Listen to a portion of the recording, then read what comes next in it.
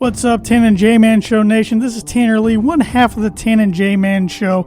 And on behalf of myself and my co-host, Josh the J-Man Munt, we want to thank you for listening to our podcast. While you're at it, on whatever platform you're listening on, please hit that subscribe button. And if it happens to be on Apple Podcasts, please give us a rating and review. That really helps us out. If you're interested in watching our show is recorded live every Monday from 6:30 p.m. to 7:30 p.m. Eastern Standard Time. You can catch that on the ISC Sports Network, on the free ISC Sports Network app, on the ISC Sports Network Facebook page, and their Twitter page. While you're at it, on the social media channels, please give us a like on our Facebook page. Please give us a follow on our Twitter and Instagram page at Tan and J-Man Show. And if you want to support our podcast and look great doing so, we have a merchandise store. You can go to any of our social media pages, click the link, click Tan and J-Man Show store, and you'll find whatever you're looking for. Short sleeve t-shirts, long sleeve t-shirts, coffee mugs, you name it, we got it. So thanks again for supporting the podcast. Now sit back, relax, and here comes another exciting brand new episode of the Tan and J-Man Show. We're back at it with another episode of the Tan and J-Man Show on this gorgeous Monday night. Storms are heading into town. It was about this day last year that we had a power outage down here, and it knocked power out. I don't think did it knock it. It did knock it out during the show for a few minutes, but then we got it back. But then it knocked it out for good when we were doing an interview with our good friends. Andrew Eiler and Izzy Lambert. The Eilers, man, I'm struggling today. This could be rough. I'm just letting you roll with it. I wasn't going to help you there. I knew you were just going to find it along the way, Michael Scott-like. That was a very Michael Scott way to start this thing. But yeah, you're right. That was a good interview, but we had to cut it a little short last year. If you want to watch the interview, you can go check out our YouTube channel. It's on there. Yes, sir. Thanks for watching, everybody. As I said, live on the ISC Sports Network. We're glad to be back at it. Don't have a ton really to cover today because we're kind of in that in-between period between really the trade deadline and the football starting. We'll have our college football preview here in, is that 2 weeks? 3 weeks from today. 3 weeks from today. And our friend Travis Watring, who's the sponsor of the J-Man's Book of Prediction of the Week every week, he'll be in studio with us. Not only will he be chatting college football, particularly about his Fighting Irish, but he'll also be revealing the contest winner. And yes, how do you get in that contest, Josh? He said he's going to start a contest very soon. It's simply just downloading his app. So just mentioned that he has an insurance-related app for iPhone or Android users, asking everybody to download it, whether they're a client or not. All downloads will equal one submission, and he will draw the winner live on air on, I think that'd be August 31st. August 30th. Yes. Yep, that is not only our college football preview edition, it's also our 250th episode. I feel like it's a pretty big milestone. Every 50, I feel like it's a milestone, and he's 250. He's still figuring out what he wants the winner of the drawing to win. Yeah, the prize. I'm sure it's going to be a pretty good prize if I know Travis watching. So we'll have to put up with his Irish talk, but that's all right. I'm dreading that, and it's Reds talk for that matter, Cincinnati Reds. Yeah, you might want to dread that one. It won't bother me too much. I might have to stir the pot a little bit there. I might have to call in sick that that episode. Big episode, and J-Man calls in sick. Yeah, it'd be a classic J-Man move. So, it would be a classic. Maybe you'll have a Tan and J-Man Show shirt by then. Likely not. Let's be honest. All right. You got some Birdie Bogey for me tonight? I do have some Birdie Bogey for you. Let me bring up the sponsor for that real quick.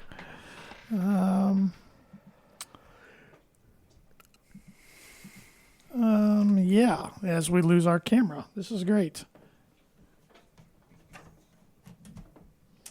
But yeah, Birdie Bogey, here it is. So, Peyton Manning, pretty good quarterback. Not bad.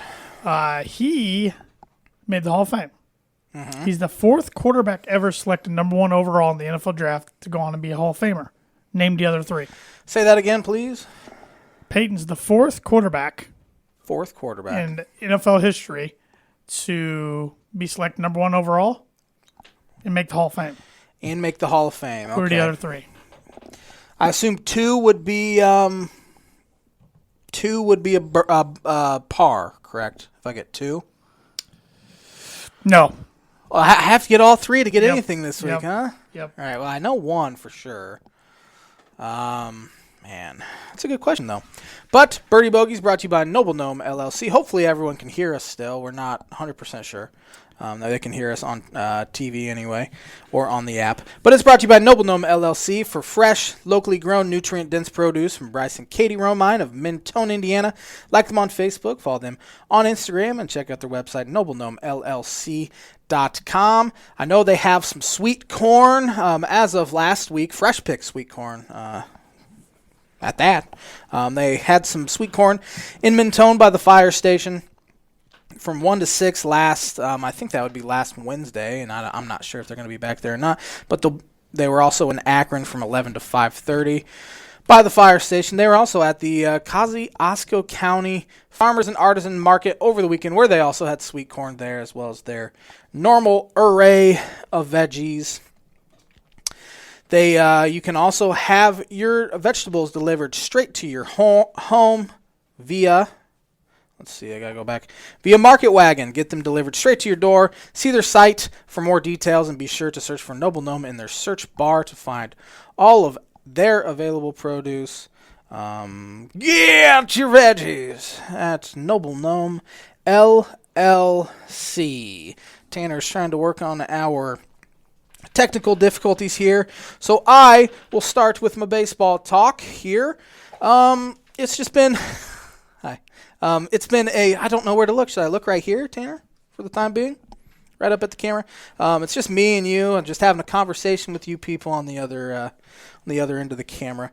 It's been, after the trade deadline last week, where Cubs pretty much got rid of their entire roster, at least of the core, with Javi Baez and Chris Bryant and Anthony Rizzo. It's been a major struggle. They've only won 2 games so far during that stretch of, I'm not sure how many games they played. And I'm at the point of the season where I'm very much rooting for them to lose as much as possible.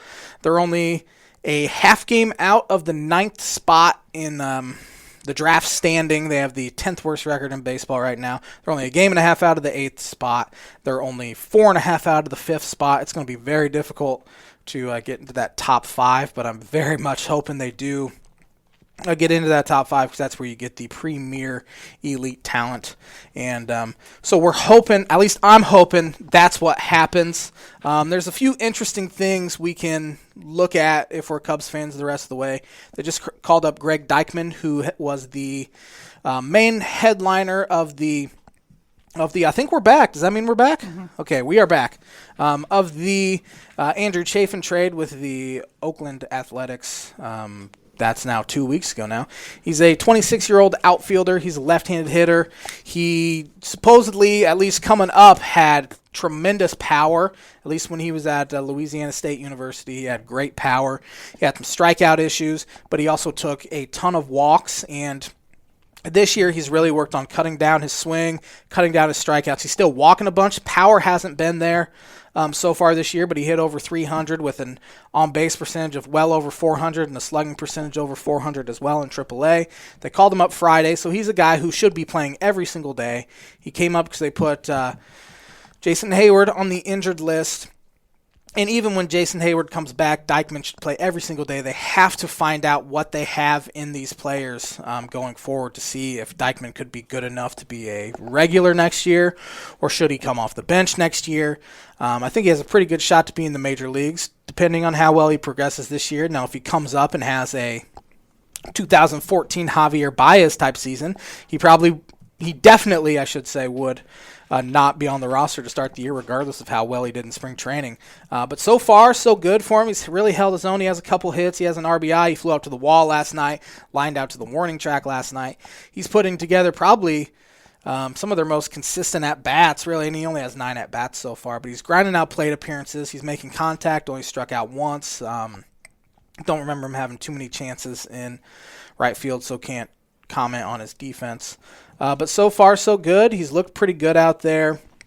A couple other things to look for the rest of the year. This is and I've said this to Tanner a few times.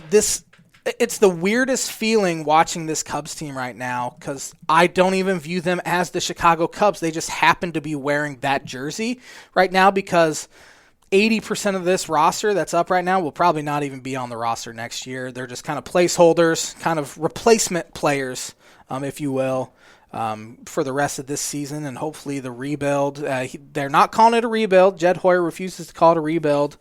Will hopefully not be more than just one season. They'll have a ton of money next year. Only David Bogey, Kyle Hendricks, and Jason Hayward, I believe, have guaranteed contracts for next year. They'll have a ton of money to spend. They have some interesting bullpen arms, especially. Speaking of interesting arms, for the rest of the season, need to see some development out of Adbert Alzolay. He pitched really, really well on Saturday. He's really struggled against left-handed hitters this year, and lefties only went 4 for 16 against him on Saturday. It was the first game all season that he did not give up a home run, I believe. I'm not sure if that's accurate, but he's been really hurt by the long ball, and he needs to develop a changeup to kind of offset those left-handed hitters. He's a guy, they'll probably have him on an innings limit, so he probably won't pitch as much or as deep into September, although they are adding a pitcher to the rotation, Justin Steele, who was a guy that came up middle of April in the bullpen, pitched really, really well out of the bullpen through 13 innings, struck out 21, pitching in pretty much high leverage situations right away. And he got hurt, and then they sent him to AAA to get stretched out. So he's joining the rotation. They're going to have a 6-man rotation there with the Cubs, so that will help limit Adbert Alzolay's innings. And that's just something we need to see. Keegan Thompson's another guy who pitched really well out of the bullpen. I haven't heard of any of these guys. I know, exactly. They just sent him down to AAA. He's getting stretched out. He's going to join the rotation sometime in the next few weeks to give these guys a sort of audition for next year. And that's pretty much all this team is the rest of the year, is an audition for next year. Need to see Patrick Wisdom if he wants to be a regular next year, which he's been really pretty good and consistent since he's came up, and I think he came up late May or so. He's been really good for him, and he's made adjustments. He's walking more. He's striking out less. He needs to continue those progressions in order to be a guy they can count on to play third, first, or a corner outfield spot next year. Need more out of Ian Happ. He's still hitting well under 200 right now. He's a guy that he needs to start hitting now. I don't know if they'd have the balls to non-tender him this offseason. They did to Kyle Schwarber last year, just didn't tender him a contract. Ian Happ has to go on a tear in order for them to really count on him to be an everyday outfielder next year. Rafael Ortega's probably been their best hitter all season long, believe it or not. He's been tearing up right-handed pitching. He's hitting over 300 this year. He's spraying line drives all over the ballpark, playing really good defense in center field. He's 31 years old, and this is really the first time he's gotten an everyday sort of shot.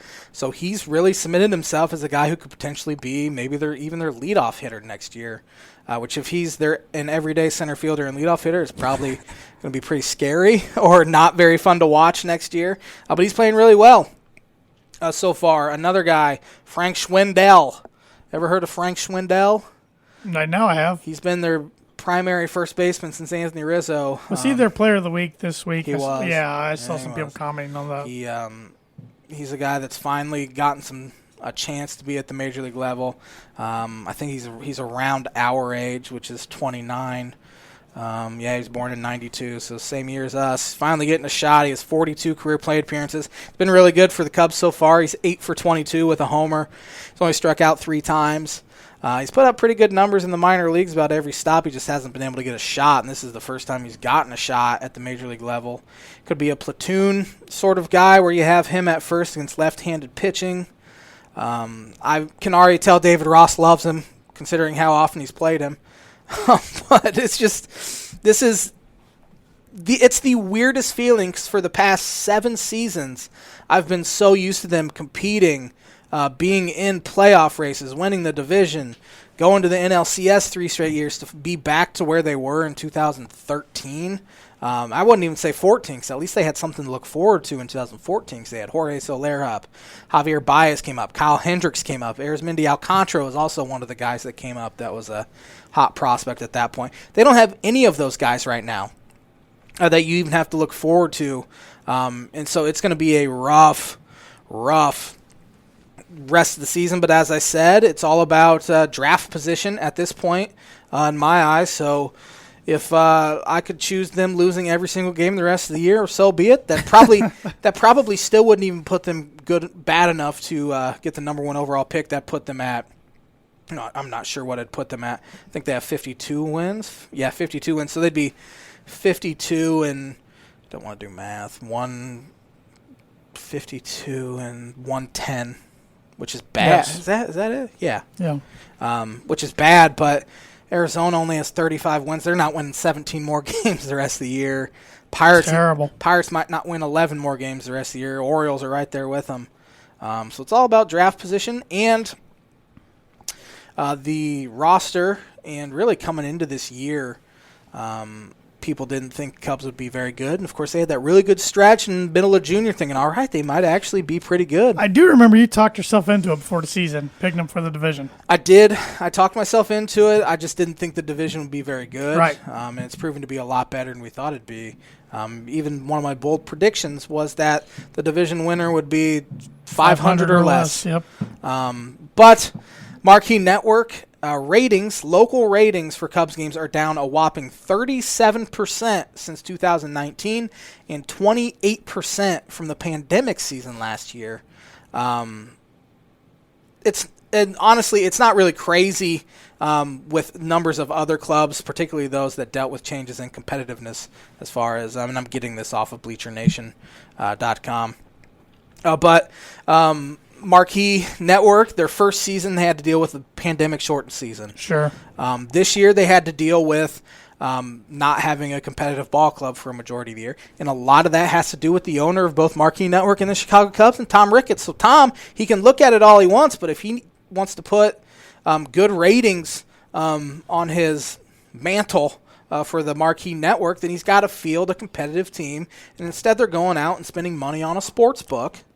That's where I was getting at. You took it out of my mouth. That you can bet on sports right from your phone. You don't have to go to a sports book anymore. You can bet from anywhere in the world. Other teams are doing it. That's the thing. That's the thing other teams are doing. I think the Arizona Cardinals are the first team in professional sports to have theirs ready to go right now. But Tom Ricketts cries poor. Yeah, I know. And he doesn't add to the major league roster. Nobody believes him when he cries poor. Because he's lying. Yes. He's worth billions of dollars. He cries poor, says he can't afford. He is the reason he did not extend the core. It had nothing to do with really the core, but the core had a chance to win, and he decided to close his checkbook and not add elite talent to even try to win another World Series with this core. He cried poor. He spent billions of dollars making Wrigleyville into Rickettsville. I think I said that last week. And the sportsbook's coming. It's going to be, I don't know how much money it's going to cost the Ricketts family, but so much money that he's going to cry poor again. And they're not ever. It's just going to be a constant cycle of Tom Ricketts saying he's poor. He doesn't care about the fans. He doesn't care about his team. He just wants that money. He just wants to line his pockets with as much money as possible. Fans will still show up to games, unfortunately. I wish we'd have a Tampa Bay Rays situation at Wrigley Field, and Tom Ricketts is forced to sell the team because he can't afford to pay anyone. But it's just not going to happen. Wrigley Field's too much of a destination for especially opposing fans. People just like to go to Wrigley Field and watch particularly when people couldn't really go to the games last year. Exactly. I mean, Wrigley Field was packed over the weekend against the Chicago White Sox, which the Cubs were embarrassed all weekend and on national television last night giving up. Zach Davies gave up 3 home runs in the first inning, I believe. He gave up 4 total. I'm not sure if that number's accurate. But the White Sox are the first team in the modern era to get 45 strikeouts from their pitcher and 8+ homers from their hitters in a 3-game series in history. Tom Ricketts' team was embarrassed over the weekend. That's okay with me. I hope they continue to embarrass themselves. Tom Ricketts has embarrassed himself really since the end of 2017, and I want him to be absolutely mortified, and hopefully that will wake him up to, hey, maybe I need to field a really good team. Maybe the sports book's not going to bring people in as much as a winning ball club could. But he has proven time and again that that's just not the case. He's like, won a World Series, what else do you want from me? And so now the fans are here to suffer. Sorry, Josh. It's okay. Some more baseball notes. The Field of Dreams game, I think it's in Dyersville, Iowa, on Thursday with the Yankees and White Sox are the most expensive regular season tickets on record. The average purchase price is $1,413. The get-in price is $1,316 with tickets going as high as $3,900. Cool-looking uniforms. Yeah, really cool-looking uniforms, and I think it's going to look really cool on TV. I'm excited to watch that game. Two teams that are really hot right now.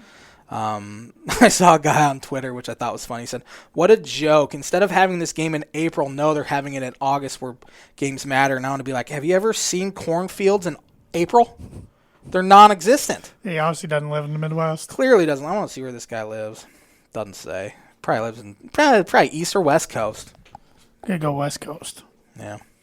Yeah, probably West Coast. Yeah. But else around baseball, the Cincinnati Reds are hot. Cincinnati Reds. 10 games over 500, only 5 games out of the division. They're coming for you, Josh. 2.5 games out of the wild card. They're playing really good baseball. Fans are going to get at you on Twitter. I've completely gotten off Twitter pretty much. I'm on it, but I'm not really looking at it. They've been helped by an easy schedule, but you got to beat who you play, I guess. The Pirates just go out with a whimper against them. Just get whooped about every single game.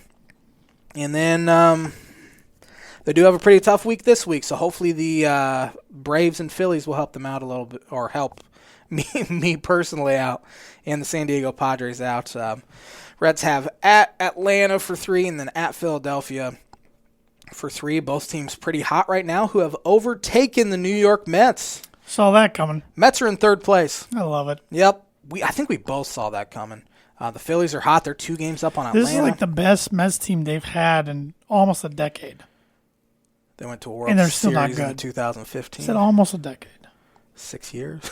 Yeah, we're rounding up towards the decade. Okay, that's fair. Give me my moment here. That's fair. But, so, we saw it coming. Trade for Javier Baez. I bet they re-signed him, though. I hope they have the money to give him, although he's not worth the money they want, or he wants anyway. He wants $200 million. He's not going to get that anywhere. He struck out 5 times in a game over the weekend. Got hurt yesterday. I think that's the only way it works out for the Mets if they end up re-signing him. If not, makes no sense. Yeah, it was pretty bad move by them. But the Phillies have won 1, 2, 3, 4, 5, 6, 7, 8 games in a row. They're hot. They're hot. This is the best team they've had in about a decade as well. They're 2 games up. Still think the Braves are going to end up winning that division. We've been saying it all year. You've said that for a while. Yeah, and they're getting hot as well. 2 games back of the Phillies. Mets are still only 2.5 out, so they have plenty of time to kind of overtake it again, but they need Jacob deGrom healthy. They need Francisco Lindor healthy. No news on whether either of those guys are coming back anytime soon. But just that's a mess of a division. You have a bunch of mediocre teams fighting it out there. Of course, it's on the East Coast. That's all everyone's talking about. They're not talking about the really good teams. No. Talking about the mediocre East Coast teams. Brewers are still winning the Central. They're 20 games over 500, 5 games up on the Reds, 10.5 up on St. Louis. The Giants, man, they continue to win, get clutch hits in Milwaukee, winning the series in Milwaukee. 30 games over 500. Yeah, we definitely thought we kept waiting for them to wake up the first half of the year and saying, no, they're contenders. They're not pretenders, and they've proved it all year long. Dodgers are still 4 games behind the Giants. That's the best division in baseball. No argument here. No arguments at all. Padres need Fernando Tatis Jr. back. Kind of struggled a little bit, let the Reds back in. Of course, Reds have been on this scorched earth sort of stretch they're on. They got to play who's on their schedule, Josh. I know. Boston Red Sox are real cold right now. They are. They're only 2.5 up on the Yankees. Right. For that last wild card, they're tied with the Oakland Athletics. Tampa Bay is overtaking them. They're 4 games up now. I think Tampa will win that division. I do too. Toronto Blue Jays are hot as well. They're only a half game behind the Yankees. It's a good division. That's a deeper division than the National League West. The White Sox, as I said, are hot right now. They're a good team.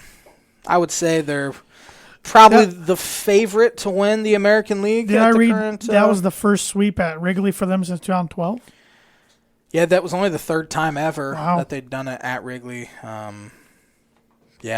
2012 team was worst team of maybe in Cubs history.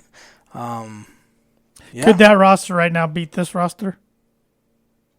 The 2012 one? Nah. No. Okay. No, this team's a little better. Oh, a lot better, I would say. If they were to have to play with this roster for a full season, they wouldn't be good, but they'd probably still be close to 10 games above the 2012 roster, which is still 10 games above, is still 20 games under 500. The White Sox are, man, it's hard not to think of them as the favorite in the American League. I know Tampa Bay is hot, but man, they have it. That would make our predictions look pretty good. Yeah. Who did you have World Series wise? Do you remember? I think I had the Yankees in the World Series, but I had the White Sox getting to the ALCS. I know that. That was part of my bold predictions. Yeah, I had the Dodgers over the White Sox, so yeah, I remember you had them in the World Series. That's looking pretty good right now too. I mean, Dodgers might get a wild card spot, but they're still awfully scary. They get Luis Robert back as well. Luis Robert back, I think today, which just adds to their outfield. Eloy Jimenez. The moment the Cubs traded him to the White Sox, he decided to, you know what, I'm going to hit a home run every single at-bat at Wrigley Field, and he's about done it. Dylan Cease as well pitched pretty well last night. They're 10.5 up on the Indians. You might as well just call it now. It reminds me of the 2000. The Guardians. No, we can call them Indians. Yeah, we still call them Indians till next year. I got to get my mind already, so I'm not saying the San Diego Chargers or the Oakland Raiders like somebody over here. I'll continue to do that too. I'll continue to do that. White Sox do remind me a little of the 2016 Cubs. 2016 Cubs were better than this White Sox team, but fact that that Central Division lead is 10.5 and we're in early August, that's about where the Cubs were. I think about this time in August in 2016, Cubs had at least a 12-game lead. You don't want the White Sox to win the World Series. I don't. If it was a White Sox-Reds World Series, I'd root for a meteor. Yeah, you told me the other day off air that you would rather the White Sox-Cardinals match up than the White Sox-Reds. Easy. I know too many Reds fans. I don't know that many Cardinals fans. Is it safe to say right now, on August 9th, the Reds are your least favorite team in the MLB? I think they've been that way for a while, actually. Okay. Even when the Cardinals were really good, I'd root for them over the Reds. When the Reds were terrible. I hate them. There's really two guys that who you are. Make me really hate them, and you know who you are. Had to hear about them. Cubs were winning 100 games, and all I heard about was the Reds and how good they were, and they'd go 74-92 or whatever, 74-88. We'll say Joey Votto has become an absolute Reds legend. Yeah, he already was. But he's really cementing it. He's completely remade himself. Yeah. He really struggled with power. I thought he was over the hill. Done. I did too, and he's really, he went on that unbelievable stretch where he had a homer in 8 straight games, 7-8 straight games. And, they have good pitching. They could be a good team if they make the playoffs. I would still put my money on them not making the playoffs. Their playoff odds currently are still only 28.4%. So it's an uphill battle, but their schedule is very favorable. They have the Pirates a couple more times, have the Cubs a couple more times. Yep. So they could easily get in there. Hope not. In the American League West, we have the Houston Astros winning that division. 2 games up over Oakland. Wouldn't surprise me if the Astros are in the World Series again. Yeah.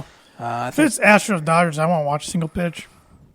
Yeah, Astros anyone, I don't think I'll watch a single. Dodgers anyone, I won't watch a single pitch. Those guys have been in forever. Past couple years, really. How many years in a row has it been either the Astros or Dodgers playing? Feels like going back from 2017 every year since 2017. Yeah, including 2017 when they played. Mm-hmm. Oakland's playing really good baseball as well. They're 2 games up or 2 games out of the division race, but they are tied with the Boston Red Sox and 2.5 games up in a playoff spot there. I don't think I really have any other well, I'm going to give you a little baseball trivia question here. You got this game here, this card game. It's Chicago against the World Sports Trivia game. I selected a Cubs question from the top. You said you haven't seen this one. I did not look at that one, no. So, from 2000 through 2019. 2000 to 2019. 10 players hit leadoff for the Cubs in 100 or more games. Give me those 10. Oh, well, Dexter Fowler. Correct. 100 or more games. David DeJesus, is he one of them? Yes. Alfonso Soriano. Yes. Eric Young. Yes. Juan Pierre. Yes. Corey Patterson. Yes. How many have I gotten right? 6. 6. I have 4 more. Just hit lead off. Lead off 100 or more games. Ryan Terrio. Yes. 3 left. Um, You're already passing grade. You're at 60% like your math scores. 70%.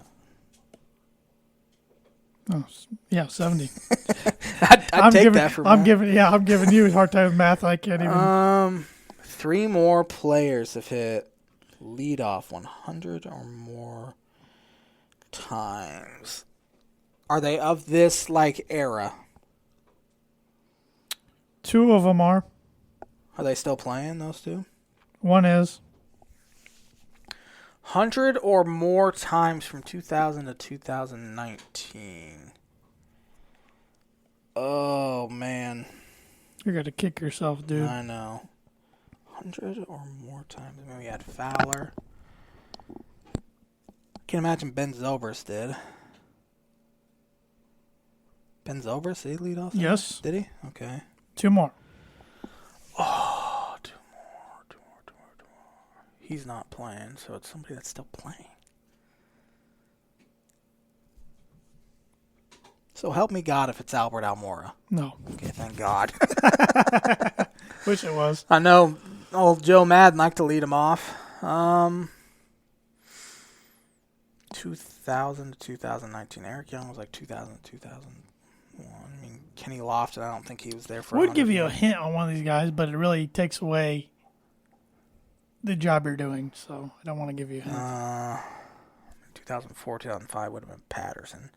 6 would have been Juan Pierre. 7 through 10 would have been Soriano and Terrio. DeJesus would have been 2012. There's no way Rizzo led off 100 times. No. I don't know. Give it to me. Starlin Castro Why did he lead off games? and Kosuke Fukudome. Kosuke! Man. That's what I was going to say. A lot of people had this guy's shirt. Kosuke. 8 out of 10. Pretty good. I'll take 8 out of Why Starlin Castro led off is a mystery. Kosuke Fukudome would have been a fantastic leadoff man. If Kosuke would have played today, he would have been so much more highly respected with his on-base percentage abilities. I mean, he had an on-base percentage in his career is 360. He would have been a really good leadoff man nowadays, but you know what? I'll take 8%. Yeah, good job. I pulled a few out of nowhere. You did. You did. Yep. You did.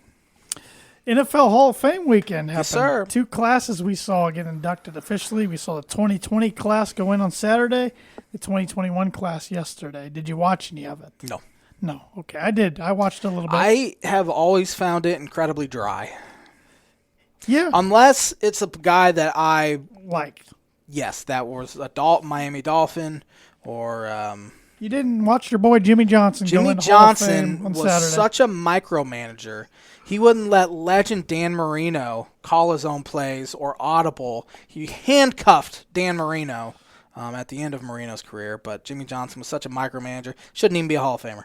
Yeah, Jimmy Johnson went in Saturday night. Bill Cowher went in Saturday night. He might be the most overrated Hall of Famer in history. He won 1 Super Bowl. Cowher?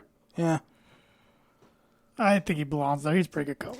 I guess if Dungy gets in, Cowher probably deserves to get in. And he got to a couple other AFC. He got to at least one other AFC championship, maybe 2. I think 2 other AFC championships. But they got in. Troy Polamalu Pretty got good player. in.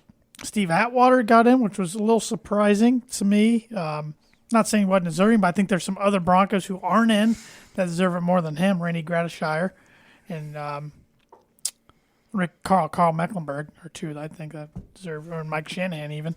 Edrin James. Supposedly his speech was great. It was good. It was very good. I liked how he ended it. He said the guy with the gold teeth ends with a gold jacket. Yeah, it's pretty good. Yeah. Does he still have gold teeth? Nope. Well, at least he didn't wear them there. Still has his dreadlocks. He talked a lot about how he was don't judge a book by its cover. He was kind of looked at as a thug and all this stuff. He said, little does people know, I never been arrested. I've never spent any time in jail. All this other stuff. So it was pretty good. Who else went in the other night? Who else went in? I can't help you. Yeah, I have it up here, and this list is not telling me very much. I paid more attention last night to the 2021 class, to be honest, which was Peyton Manning, Calvin Johnson, Charles Woodson, John Lynch, Alan Fineca, and Drew Pearson.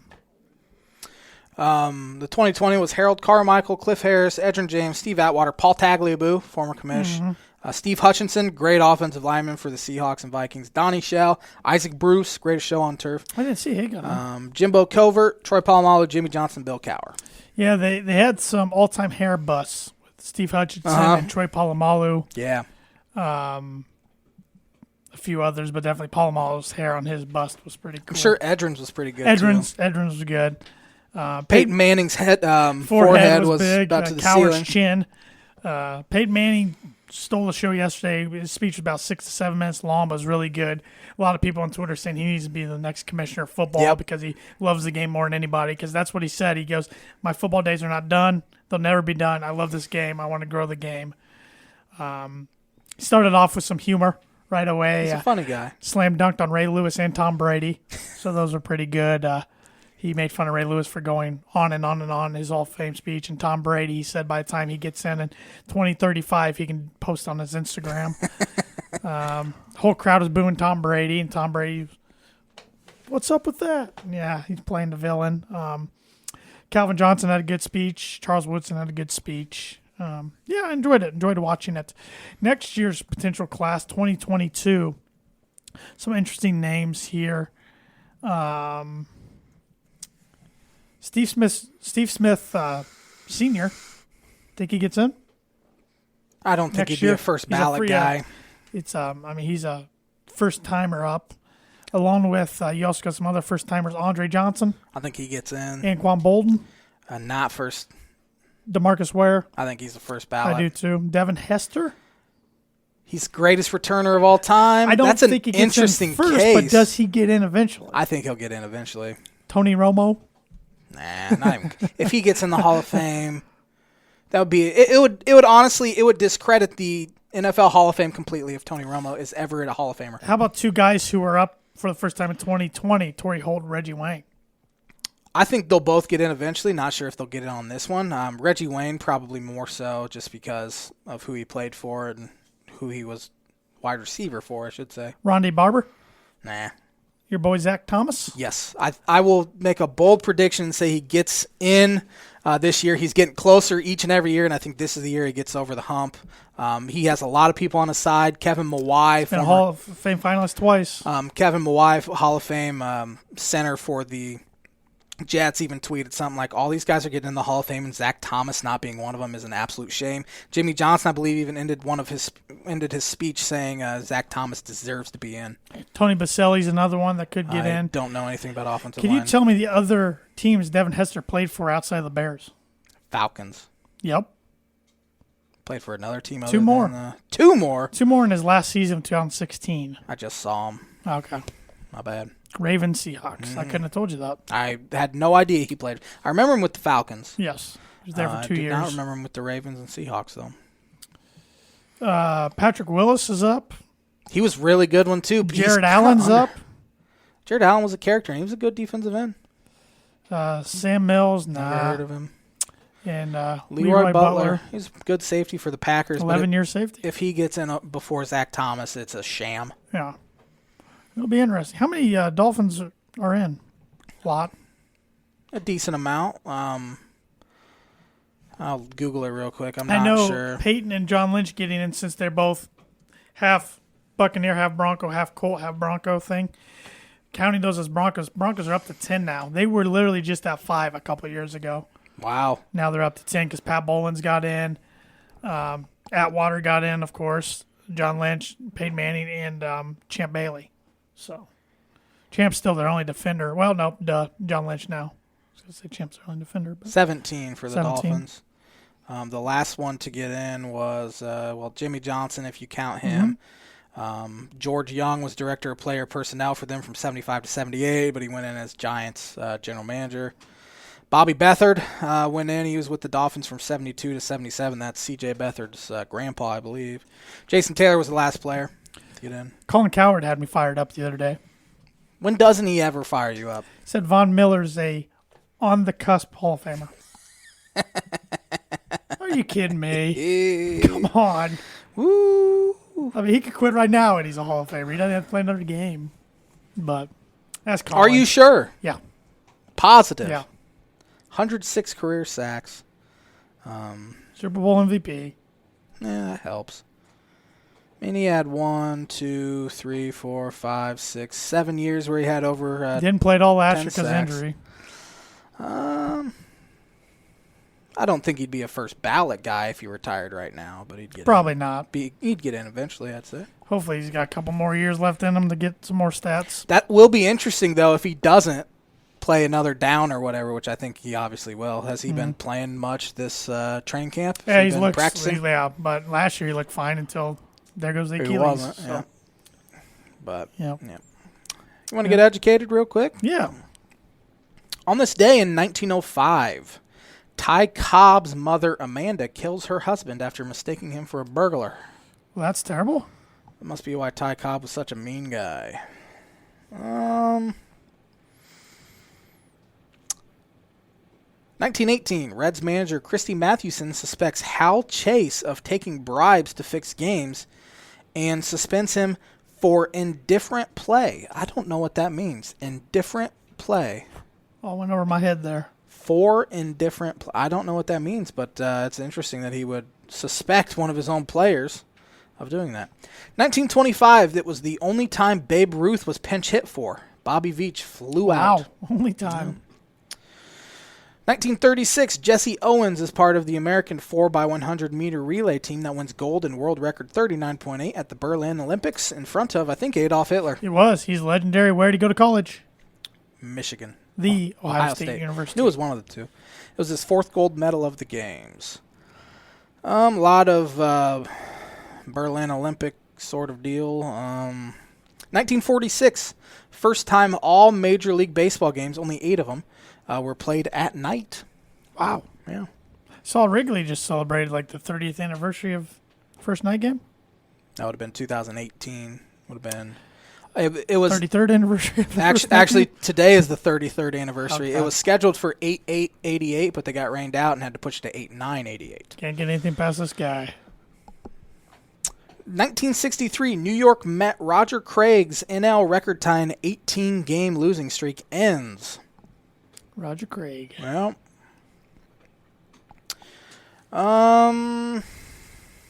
first NFL game was played in the Louisiana Superdome on this day in 1975. Classic stadium now. One of the louder ones in the league. Preseason one.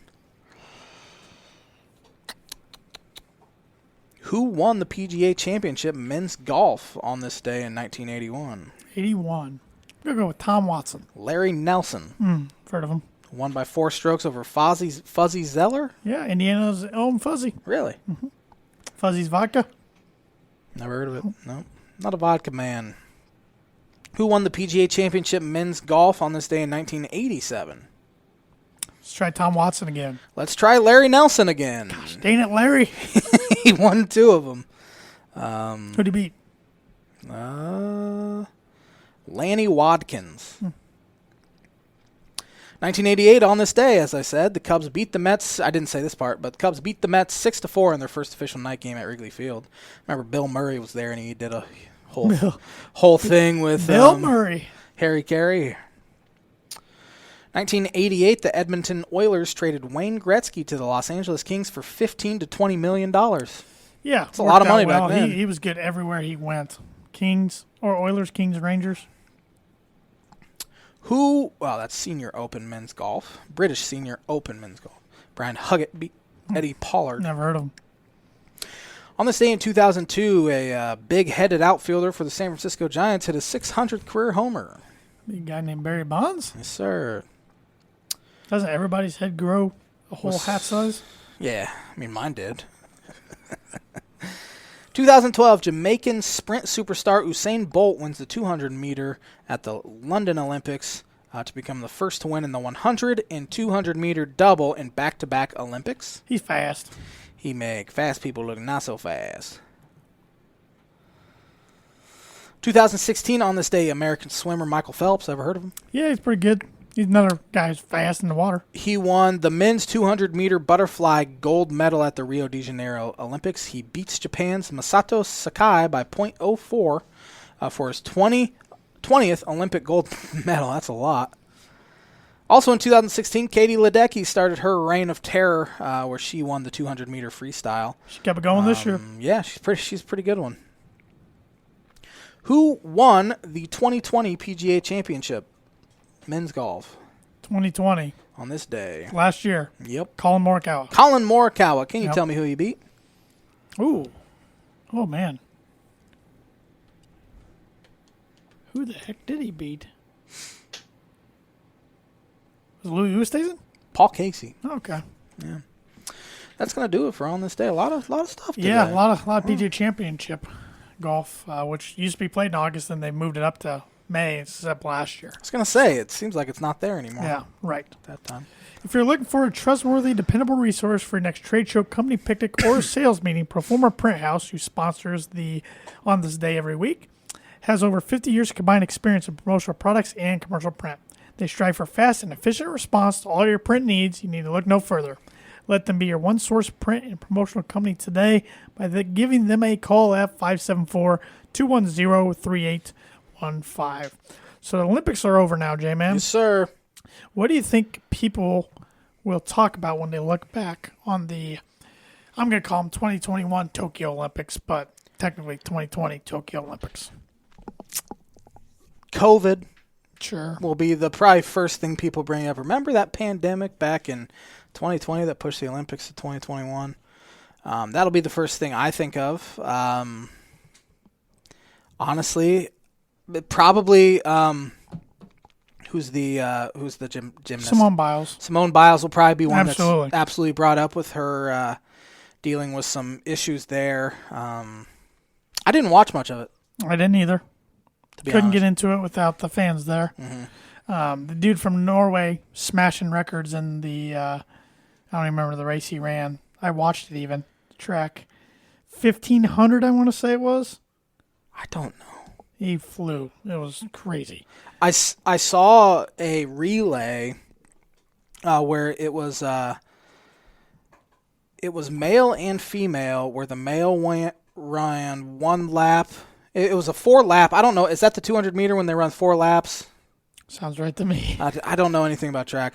Where they have the male run and then female, and you can choose when they run. Right. And they had I forget who ended up winning, but Nigeria was in a huge lead, and that like a huge length of lead, and every single person caught up to her, and they ended up losing. It was a strategy that looked like it was going to pay out, having the female run last with, but they just a big lead. Yeah, with a huge lead, on. and she couldn't hold on. But it was kind of funny. U.S. women's volleyball won gold for the first time ever.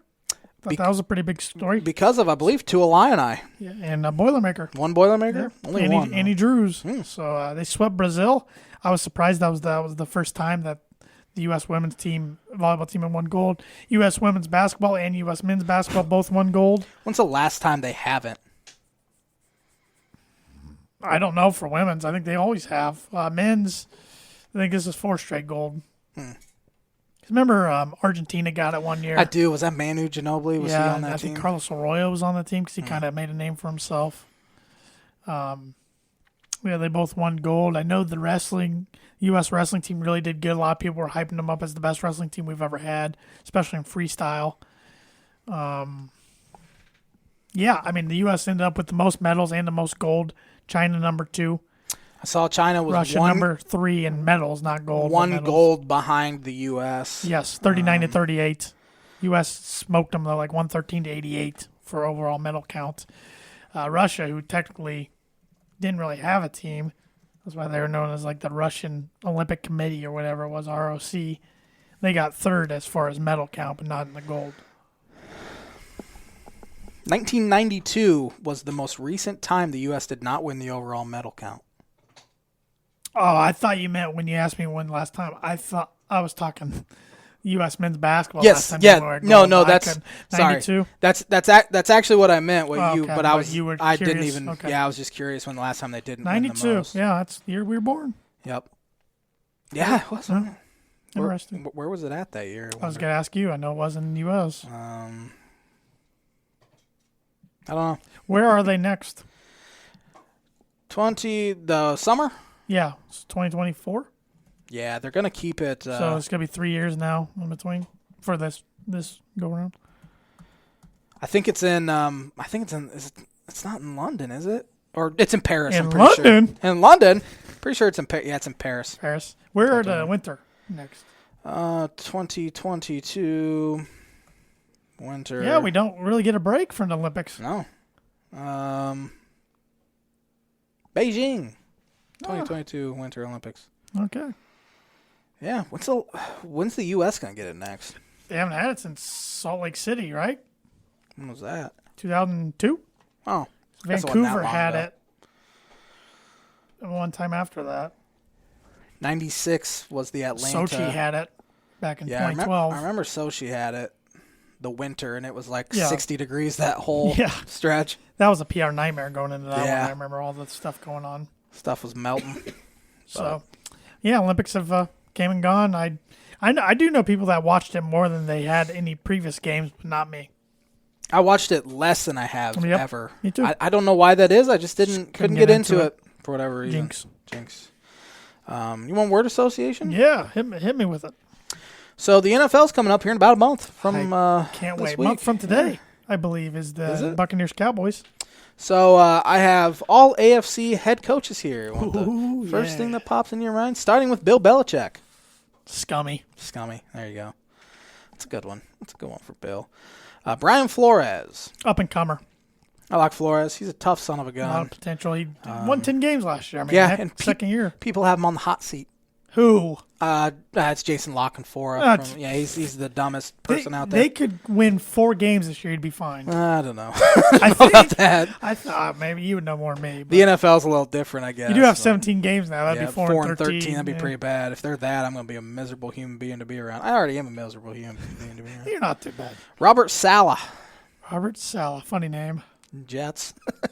I forgot who he even was at first. Now he's the San Francisco. He was the San Francisco D coordinator. I forgot. Yeah, I was still thinking it was good old Gase out there. I wish it was.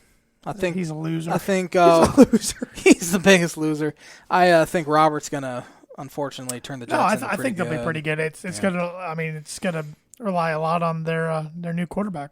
Yeah, Sean McDermott. Solid. Yeah, he's coach. good. I mean, the Bills are. I mean, they just signed Josh Allen to a big deal, big deal. Got to think they're going to be Super Bowl contenders for a while. Yep. Urban Meyer. College. I just think of him as a college coach. I mean, we'll see. This could be interesting. Pretty fascinating how he transitions to the Jaguars. Another guy could have said scummy. I don't have a lot of respect for Urban Meyer. I hope he crashes and burns. Yeah, it's going to be interesting. Frank Reich. Remember, he's got Reich. He's got Trevor Lawrence and Tim Tebow down there. Yep. I hope Timmy doesn't make the team. Frank Reich, jury's still out. Yeah. As a head coach. I think he's a good coordinator, good QB coach. What he did with Nick Foles and Carson Wentz the year the Eagles won the Super Bowl over the Patriots was pretty impressive. But I don't know. Big year for him, I think, this year. Mike Vrabel. Hard nose. Tough. Run through a wall for that guy. Yep. Titans, good football team. Now they got Julio Jones to go with their offense. Watch out. Yeah, they're going to be good. Could you name me the Houston Texan head coach? No. David Culley. Yeah, I know nothing about him. That's what I'm going to say about David Culley. Lovie Smith is defensive coordinator. That'll work out well. I did see Houston Dolphins on their first-round pick again this year. Houston Chronicle beat writer for the Texans, I believe his last name is McCain, Bob. said that he never thinks Deshaun Watson will play another down. He'll never play another down for the Texans. So is he going to be Philadelphia bound? Philadelphia giving up on Jalen Hurts already? Hope so. Wow, that didn't last long. Mike Tomlin. Another hard-nosed guy, a guy I keep thinking is going to be on the hot seat, but they keep extending his contract. They keep winning, too. But as long as Big Ben's there, Mike Tomlins is going to be there. Svelte Big Ben. The Steelers, man, have had 3 coaches in like 50 years. Yeah, they're very lucky. Chuck Noll, Bill Cowher, and Mike Tomlin. Tomlin's a future Hall of Famer, probably. Yeah. Won a Super Bowl. Won 2 Super Bowls. No, won 1. Just kidding. Won 1, made 1. 1. Yep, made 2 total. Yep. John Harbaugh.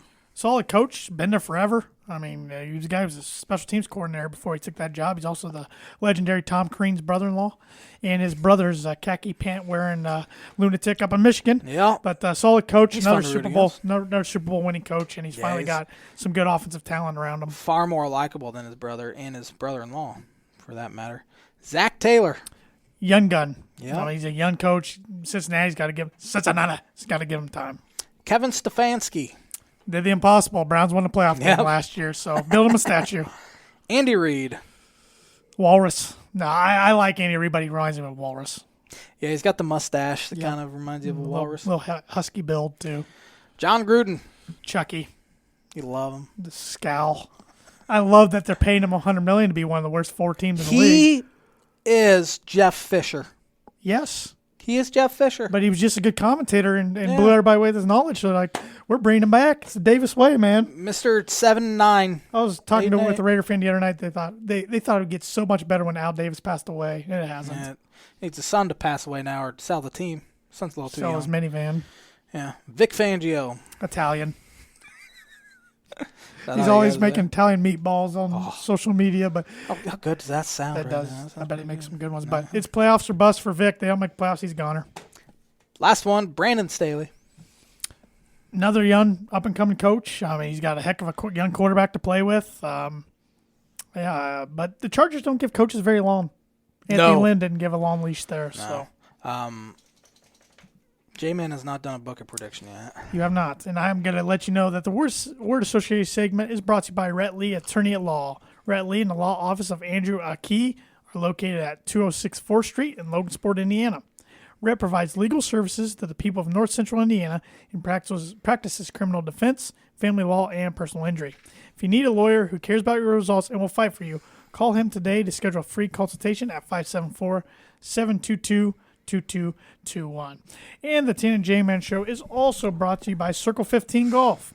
Circle 15 Golf is a brand focused on bringing tour quality products and experience to the everyday golfer like the J-Man and myself. It's built on 25 years of tour experience, featuring the Genesis glove, the most durable and comfortable glove available, and the patented Glove Hub, the first and only glove humidor on the market. Find those products and more at circle15golf.com.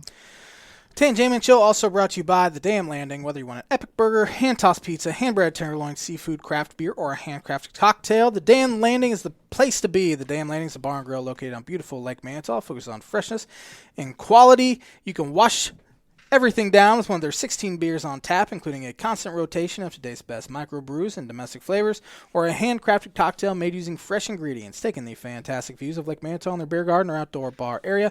Whether it be boats or wheels, the Damn Landing is a place to be, located at 1305 Ewing Road in Rochester. The J-Man's Book of Prediction of the Week. I really don't have a good one, but let's just. How about you take a week off of the book and push his promo again. I actually have it. Okay, never mind. Cubs will not win a game this week. They have the Brewers for 4, and then I think they're in Miami. 0-7. J-Man's Book of Prediction of the Week, brought to you by Indiana Farm Bureau Insurance Agent. Travis Watching, Life, Home, Auto, Renters, Business, Workers' Comp, and Farm Insurance. Contact Travis at 219-869-4561. Go download his app and get into a giveaway. Yes, once again, he's going to be joining us in 3 weeks from tonight for our college football show, previous show, our 250th episode, and he will be revealing the contest winner that night live on the ISC Sports Network. So I am going to fail on this Birdie Bogey. Give it to me. All right, so Peyton Manning got in the Hall of Fame last night. He became one of 4 quarterbacks of all time to be drafted number 1 overall in the NFL draft to become a Hall of Famer. Give me the other 3 quarterbacks. John Elway. John Elway, who my dog is named after. Oh, man, number 1 overall. Roger Staubach. I don't know if he was number 1 overall. Nope. I was thinking about it all show, and I can't I don't know. Don't know. Don't know. One's the AFC, one's the NFC guy. They only played on one team each. No idea. Terry Bradshaw, who I think is one of the most overrated people in the Hall of Fame. Wouldn't even thought of him being number 1 overall pick. And Troy Aikman. Nope. Couldn't even thought about it. He is also right there with Bradshaw as being one of the most overrated in history. What an embarrassment. It was a tough question. Yeah, I don't even think of Bradshaw or Aikman. But when it comes to Hall of Fame quarterbacks, it's hard because there's so many of them. Yeah, I was looking. Who's number 1 overall pick? Like I knew the Hall of Fame quarterbacks. And I didn't know Bradshaw was number 1. I knew Aikman was number 1, but still doesn't pop out to me right away. Of course, Elway does. But thanks for watching the Tan and J-Man Show. I'll buy some merch. I'll be better next week. I promise. TanandJManShowStore.com. Have a great week, everybody. We'll be back at it next Monday.